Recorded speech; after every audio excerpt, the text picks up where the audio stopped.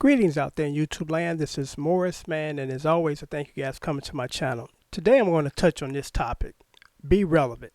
And what I mean by that is put yourself in a position where your goods or your services are needed or in demand. Because I'm going to try to keep this positive, and please by no means take this as negative. It's just the reality of things, and we need to understand the reality of things and not be in the fantasy world or in denial. Because I get a lot of people that see me on my channel, throughout the city, and they say, hey, could you teach me how to play like Jimi Hendrix? I said, well, there's two problems with that. One, that you'll never become a Jimi Hendrix because there was only one Jimi Hendrix. Two, and I hate to say this, and please don't take it as negative because it's not. Jimi Hendrix experience is outdated. I mean, that was the 60s. This is 2015. That's like the equivalent of somebody waiting around for Vaudeville to come back. It's not coming back. So you need to focus on the present and what's going to be the future. As opposed to I'm living in a retro world, because guess what? The people that enjoy Jimi Hendrix music, like myself and older people, we're getting older, we're dying off. So these people are not going to concerts, they're not going to clubs so they can see you play, because that's the other problem.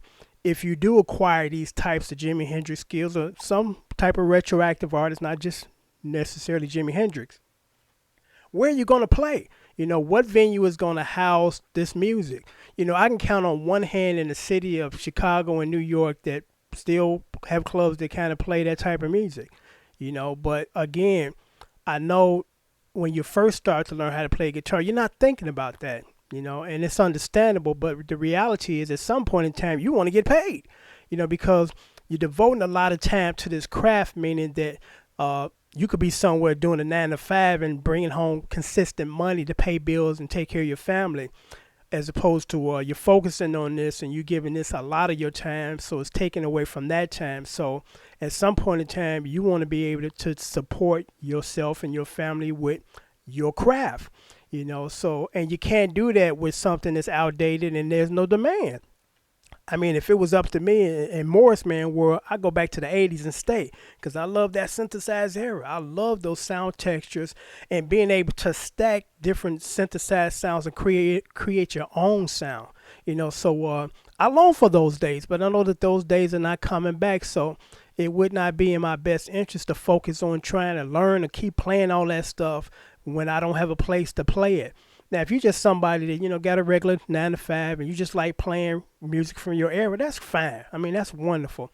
But I'm talking about you musicians that are trying to make a living out of this, or at some point in time trying to make a living out of this. You need to know the reality of the situation, and the reality is you got to stay current. You can't be, I think I'm going to be Jimi Hendrix, because that was a whole different era, a whole different political, social climate, and it's not of today. So, you got to think about and what's going on right now and what could be going on in the future.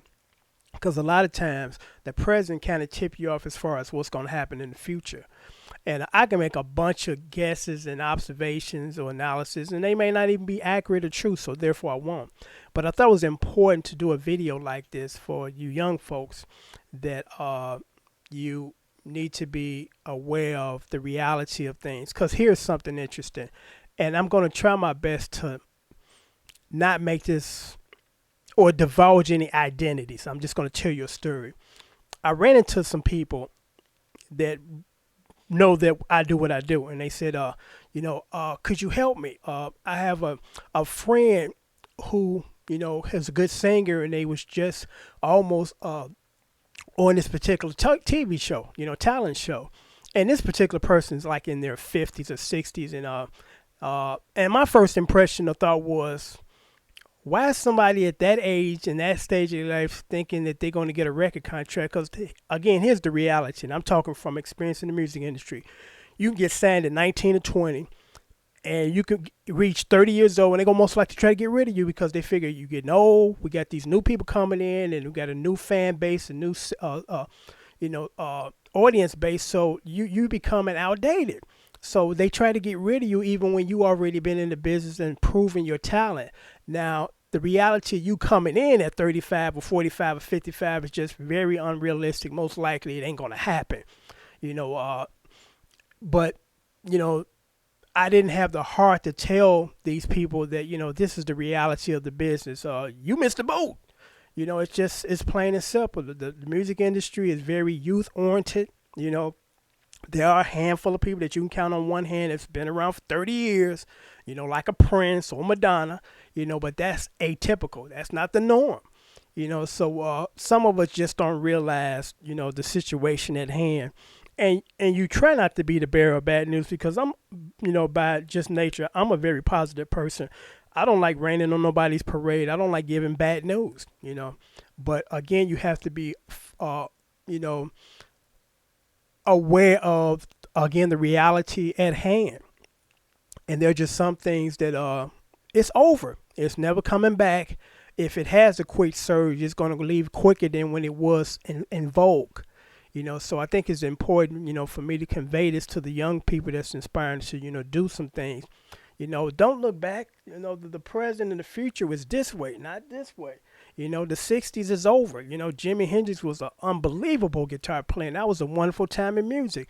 Because when people ask me, what was your favorite era of music? Hands down, the 60s.